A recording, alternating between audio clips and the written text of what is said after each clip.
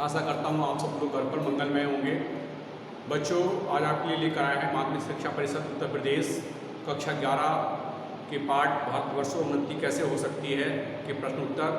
एक गद्यांश की मैं प्रश्न उत्तर आपको करा चुका हूँ, आज मैं दूसरे गद्यांश के प्रश्न उत्तर करा रहा हूँ। तो जिन बच्चों ने अभी चैनल सब्सक्राइब नहीं किया है वो जल्दी से चैनल सब्सक्राइब कर दें। तो बच्चों शुरू करते हैं भारतवर्ष उन्नति के दूसरे गद्यांश के प्रश्न उत्तर। गद्यांश है हमारा यह समय ऐसा से लेकर है कहना चाहिए तक है। पाठ में आपका भारतवर्ष उन्नति कैसे हो सकती है।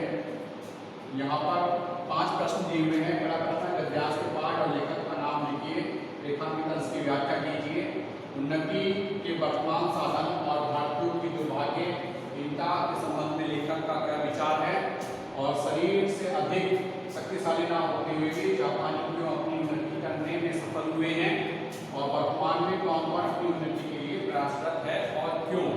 ठीक है, ये 5 प्रश्न आपके हैं। जिन बच्चों के पास बुक्स है, किताबें हैं, पुस्तकें हैं, वो अपनी किताब या पुस्तक से भी इन प्रश्नों को उतार सकते हैं। तो शुरू करते हैं। पहले मैं आपको वो गद्यांश पढ़ा देता हूँ पूरा, जिससे कि आप समझ जाएं कि कहाँ से कहाँ तक है। ये पहले ही पेज पर है। यह समय ऐसा है कि उन्नति की मानो घुड़दौड़ हो रही है। अमेरिका, अंग्रेज, फ्रांसीसी आदि तुर्की, ताजी सब सरपट दौड़ते जाते हैं। सबके जी में यही है कि पाला हम ही पहले छू लें। उस समय हिंदू काठियावाड़ी खाली खड़े खड़े टाप से मिट्टी खोदते हैं। इनको औरों को जाने दीजिए। जापानी टट्टुओं को भागते हुए दौड़ते देखकर भी लाज नहीं आती। यह समय ऐसा है कि जो पीछे रह जाएगा फिर कोटि उपाय किए भी आगे न बढ़ सकेगा। इस लूट में, इस बरसात में भी जिसके सर पर कमबख्ती का छाता और आंखों में मूर्खता की पट्टी बंधी रहे, उन पर ईश्वर का कोप ही कहना चाहिए। तो ये था वो गद्यांश जिससे हमें प्रश्न उत्तर करने हैं। तो पहला प्रश्न है हमारा गद्यांश के पाठ और लेखक का नाम। तो गद्यांश के जो पाठ है उसका नाम मैंने ऊपर ही लिख रखा है, भारतवर्ष उन्नति कैसे हो सकती है, ये पाठ है। और इसके लेखक हैं, बताइए कौन है। मैं आपको करवा चुका हूँ कई बार, भारतेंदु हरिश्चंद्र जी। ठीक, लेखक हैं भारतेंदु हरिश्चंद्र जी। और दूसरा है रेखांकित अंश की व्याख्या कीजिए। तो बड़े ध्यान से सुनेंगे। रेखांकित अंश की व्याख्या मैं बताता हूँ आपको। पहले मैं पढ़ देता हूँ रेखांकित अंश। इनको औरों को जाने दीजिए। जापानी टट्टुओं को हाँफते हुए दौड़ते देखकर भी लज्जा नहीं आती।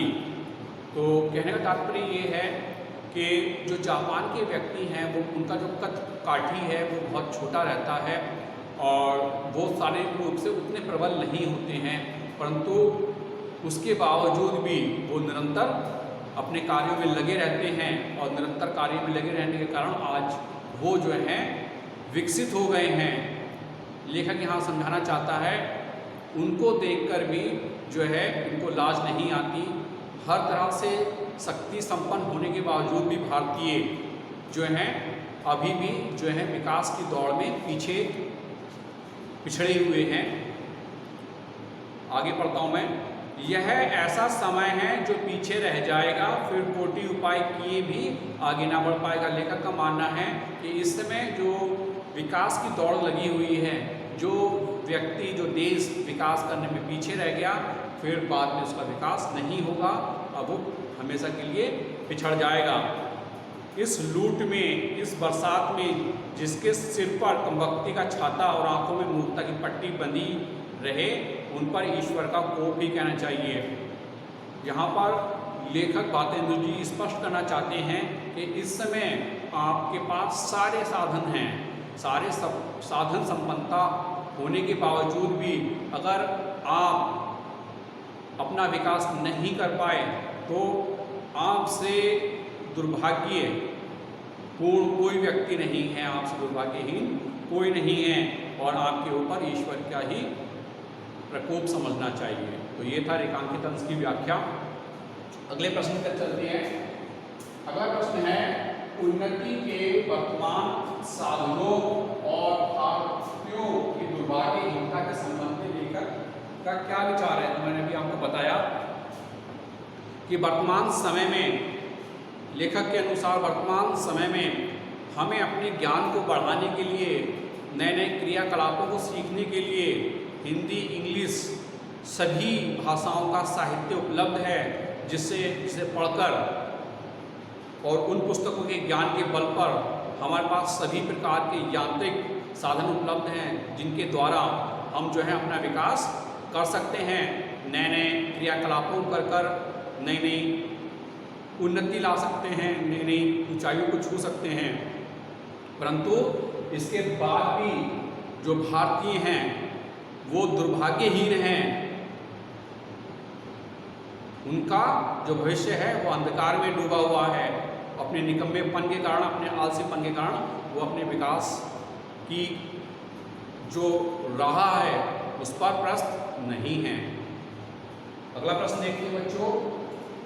शरीर से अधिक शक्तिशाली न होते हुए भी जापानी क्यों अपनी उन्नति करने में सफल हैं।